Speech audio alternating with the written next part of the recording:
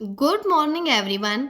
आप सभी का हमारी करंट अफेयर की क्लास में स्वागत है। चलिए यह देखते हैं कि आज की जो न्यूज़ है वह क्या है।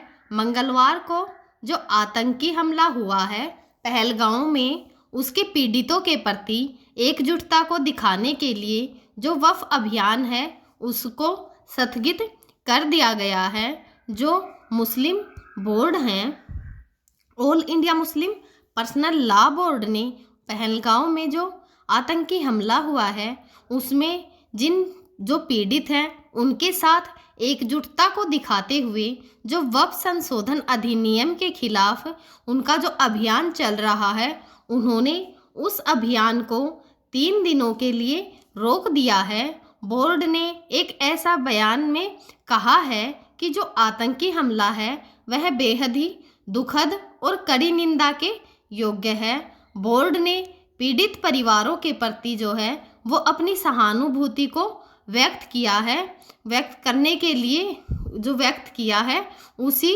को व्यक्त करने के लिए उन्होंने अपने जो सुरक्षा अभियान है उसके तहत जो विरोध का कार्यक्रम चल रहा है उसको 3 दिनों के लिए रोक दिया गया है। जो प्रमुख मुस्लिम संगठन हैं जमानत ए इस्लामी हिंद और जमीयत उलमाए हिंद ने भी पीड़ितों के साथ अपनी जो एकजुटता है उसको व्यक्त किया है। हमले को उन्होंने एक कायरतापूर्ण काम बताया है। मुस्लिम संगठनों ने हमलावरों को याद दिलाया है कि जो नागरिक समाज में आतंक का कोई भी स्थान नहीं है। जमानत ए इस्लामी के अध्यक्ष सैयद सदातुल्ला हुसैनी ने कहा है कि जो पहलगांव में घातकी जो हमला हुआ है उस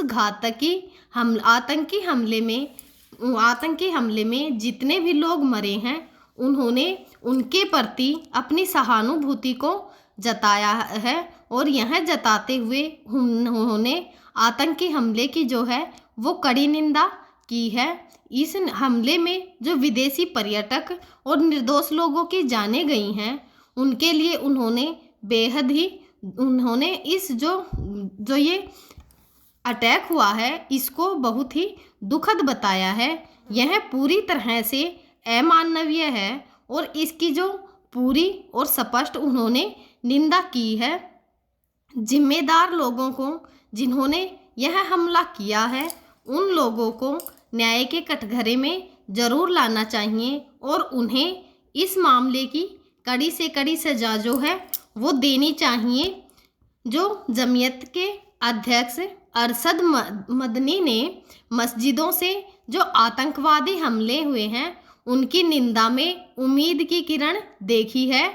कश्मीर और जो दिल्ली है वहाँ की कई मस्जिदों ने हमले की निंदा की है। मस्जिदों से जो आतंकवादी हमलों की निंदा का मतलब है कि जो आम लोग हैं वह शांति और सद्भाव से रहना चाहते हैं। इस तरह के इशारे जो हैं वो आतंकवादियों के इरादों को परास्त करेंगे। जो वक्फ बोर्ड है वह क्या है, अब हम यह जानने की कोशिश करते हैं। जो वक्फ बोर्ड है वह एक ऐसा कानून है जो वक्फ संपत्तियों को मुस्लिम धर्म या फिर किसी धार्मिक उद्देश्य के लिए जो समर्पित की गई संपत्ति होती है और उन्होंने प्रशासन और जो प्रबंधन से संबंधित होती है। यह कानून जो है भारत में वक्फ संपत्तियों के उचित संरक्षण और उपयोग को सुनिश्चित करता है। जो वक्फ बोर्ड है उसका गठन कैसे होता है या फिर किस लिए होता है, प्रत्येक राज्य में जो है एक वक्फ बोर्ड का गठन किया जाता है जो कि जो वक्फ संपत्तियों के जो प्रशासन होता है और जो उसके प्रबंधन होते हैं उनकी जिम्मेवारी को लेता है। जो वक्फ बोर्ड है उसके क्या क्या कार्य हैं। वक्फ बोर्ड वक्फ जो संपत्तियां हैं उनका प्रबंधन करता है और उनकी सुरक्षा भी करता है। उनकी आय का उपयोग जो है वह धार्मिक कार्यों के लिए करता है और जो वक्फ से संबंधित विवादों का जो है वो निपटारा भी करता है। हाल ही में जो है जो वक्फ अधिनियम है इसके अंदर 2025 में ही संशोधन भी किया गया है, जिसमें वक्फ संपत्तियों के जो प्रबंधन है में गैर मुस्लिमों और जो महिलाएं हैं उनकी भागीदारी की जो पारदर्शिता और जवाबदेही को उन्होंने बढ़ावा देने के प्रावधान को इसके अंदर शामिल कर दिया है। सामाजिक कल्याण में जो है ये वक्फ बोर्ड किस प्रकार से सहायता करता है। जो वक्फ संपत्तियों का उपयोग है वह सामाजिक कल्याण के लिए भी किया जाता है, जैसे कि अस्पताल हुए, स्कूल या फिर अन्य सार्वजनिक सुविधाओं का जो है वो निर्माण करता है। यह इसकी जो पारदर्शिता और जवाबदेही क्या होती है, हाल ही में संशोधन ने वक्फ संपत्तियों के प्रबंधन में पारदर्शिता और जो जवाबदेही है उसको भी बढ़ावा दिया गया है, जिससे भ्रष्टाचार को रोका जा सके।